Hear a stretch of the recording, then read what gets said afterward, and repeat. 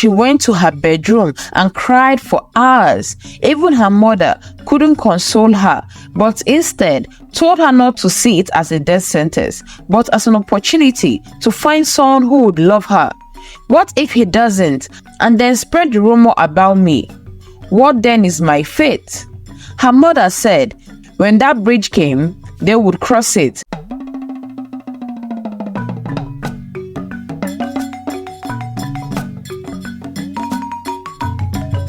Once upon a time, in a faraway land, there lived a beautiful princess named Atinuke, who lived with her parents in the palace.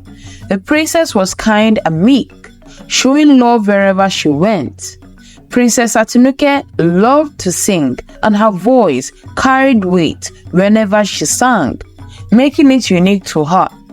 She treated her subordinates as equal and did not like when they bowed to greet her, as she wanted to be treated equally. She had a friend named Bimpe, whom she usually visited at her stall to help her with sales. Bimpe had asked Atinuke countless times not to come to her stall, but to wait until she visited her home.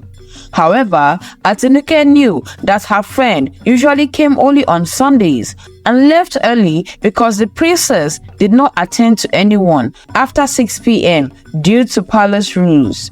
As a result, she could not wait every Sunday to visit her friend. They would gossip about the latest news in town and catch up on things whenever they were together. Atinuke was the apple of her father's eyes, and they were often found talking together. Atinuke was mostly locked up in her room, especially at night, and wasn't allowed to go out.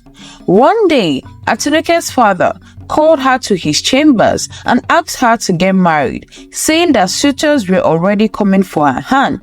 She refused, saying she wasn't interested, and her father asked her why. She responded, "You know why." Atinuke left for her room while her father was lost in thought. The princess had started to receive suitors who wanted to marry her, but she turned each of them down after asking some sensitive questions. It was obvious they did not love her, but loved the idea of marrying into royalty. Her mother, the queen, though not very close to her daughter, tried talking to her, saying that one of the suitors would eventually love her if she settled down. Atinuke wasn't interested. One day, a lady sat in the forest singing a beautiful melodious song that caught the attention of a young handsome man who followed the voice. He went closer and caught her off guard. He looked at the beautiful plump maiden and asked for her name. She hesitated for a moment and then told him her name was Ajoke. He said, "Wow, such a beautiful name." He asked where she came from and what she was doing in this place at this time of the night. She explained that she had a lot on her mind and needed to cool off. He introduced himself as Jide and said he was a native of the village, asking why he had never seen such a beautiful maiden before. She said her madam didn't let her leave the house during the day and made her work until night. So it was only at night that she had the opportunity to go out without being noticed. They smiled and had a long conversation. Jide said he would love to see her more, and they made nighttime their meeting point. Atinuke visited her friend Bimpe the next day, and they had a long conversation. Atinuke kept smiling, and her friend asked if everything was okay. She replied saying yes, that she was in high spirits. Back at the palace, Atinuke had just returned from her friend's place when her parents broke the news about her needing to choose a groom. Some eligible bachelors would be present, and all she had to do was make her choice. She was furious and told her father that he knew her stand on marriage, that she wasn't interested. Her father said it was not his concern. All he wanted was for her to pick a groom and that he would learn to love her. He said that was all and asked her to leave his throne room. She went to her bedroom and cried for hours. Even her mother couldn't console her, but instead told her not to see it as a death sentence, but as an opportunity to find someone who would love her. What if he doesn't, and then spread the rumor about me? What then is my fate? Her mother said when that bridge came, they would cross it, and left her daughter. Atinuke did not leave her room for days, and they wondered if everything was alright. Jide was at the usual spot, waiting for Ajoke when she came, crying seriously. When Jide asked why he hadn't seen her for days, she told him that a lot has been going on, and her aunt wanted her to marry someone she didn't love. She was so confused. Jide, who had grown fond of Ajoke, told her that he would marry her. But she said it wasn't as easy as he thought. She wouldn't let her make a choice. He said she should tell her family that he would come and do the needful. I have grown to love you. Your voice is so magical. I want to wake up to your voice each day. She smiled and said, I think I love you too. Just as they were talking, his friend interrupted saying, Guy, is this where you run off to each time we look for you? And who is this fat lady? Jide cautioned his friend and told him she was his woman. Really? Then why haven't you introduced us to her? Or is she one of your playthings? At this point, Ajoke was pissed and not wanting to hear more, got up and left. Jide walking behind her, saying it wasn't what she thought. She said I would appreciate it if you did not come looking for me at that spot, as you won't find me there. Ajoke cried as she walked a long way home. The next day, the king informed Princess Atinuke that a date has been fixed for the potential suitors to come for her hand in marriage, and she had a choice of selecting a groom. Her friend, who heard the news, came to see her friend and asked her why she hadn't informed her of the news. She told her she did not want to because she was being forced into it. She said she had made it clear to her parents that she wasn't interested, yet they refused to listen to her, and she was in a dilemma about what to do. Her friend Bimpe said everything would be alright. Bimpe started gisting her friend and said a certain man almost put her in trouble.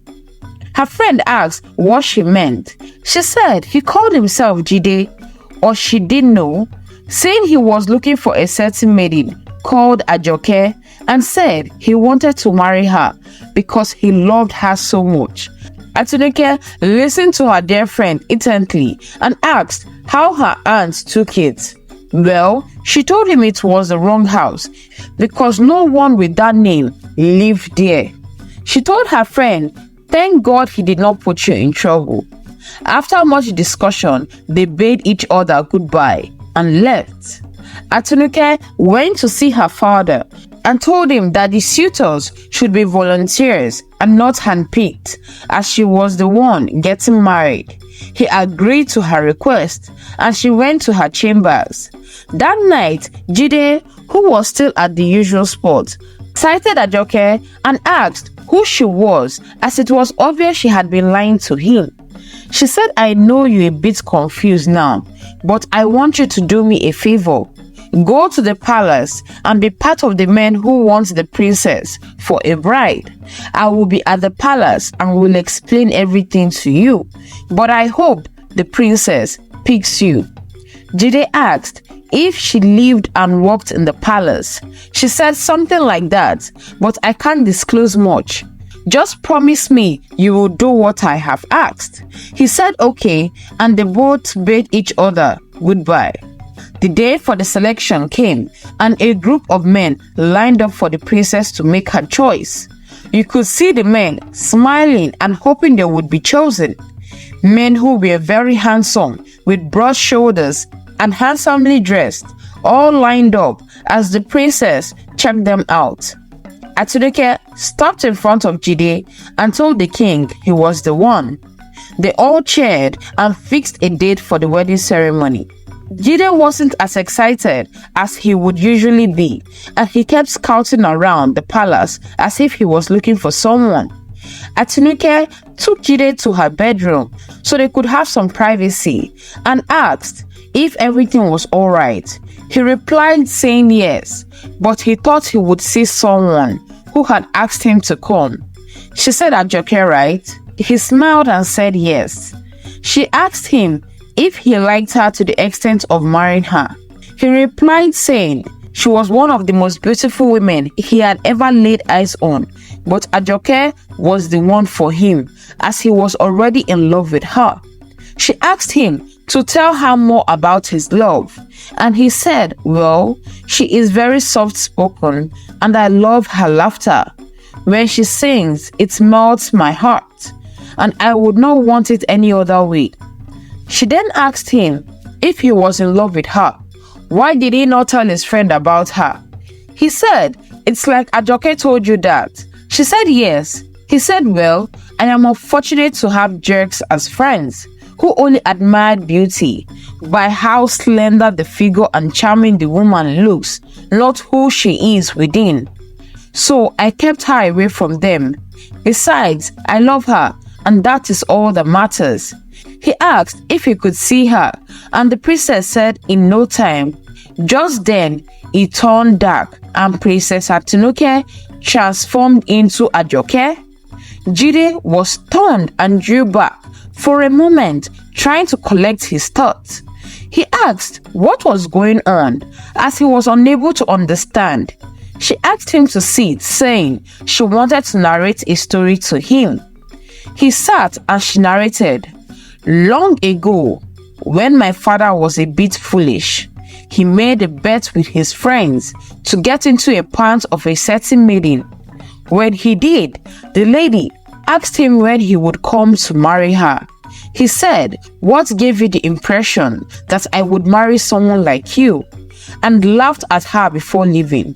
What he did not know was that in her state, given she lost her virginity to him, with tears in her eyes, she laid a curse on his daughter, saying they would be beautiful by day and fat at night, not until they found someone who would love them for who they were.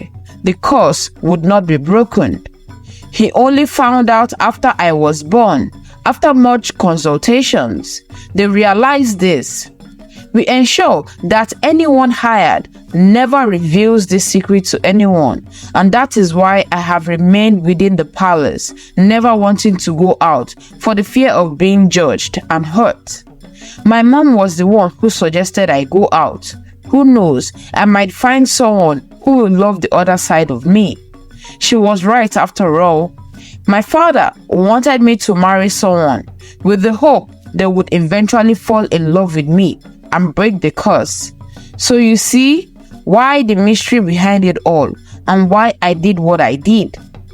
Jide was overwhelmed with all he had just heard and said, "Wow, I did not know you had to go through all this." He said from the moment he met her in the forest, he knew she would be his, and he still loved her regardless. He planted a kiss on her, and as soon as they broke off from the kiss, she transformed into her true nature. With joy and excitement, she called on her parents, who rushed into the room to meet her in her true form. They cried and hugged her, knowing that the curse was broken. The king thanked Jide for coming into his daughter's life and making her the happiest girl in the world, giving them his blessings. The maids and guards were happy that their princess was now freed from the curse. They started preparing for the wedding with so much joy. Out of curiosity, Jide asked whose house he went to that day, thinking it was hers. She said it was her friend's house, and when he asked where she was from, she used her friend's home. She never knew he would actually go there. He asked if she knew about her two sides before. She said no, that the king warned her not to let anyone know, as it wasn't safe for her. He said okay. The day for the ceremony came, and they had a grand wedding. It was the talk of the town. Atunuke was happy to marry a man who loved her for who she was and not what she was. Unlike other men that she had asked if she were ever to be fat, what they would do, and the response they gave her was that she would have to exercise to trim off the fat. There, she knew they were not the ones for her.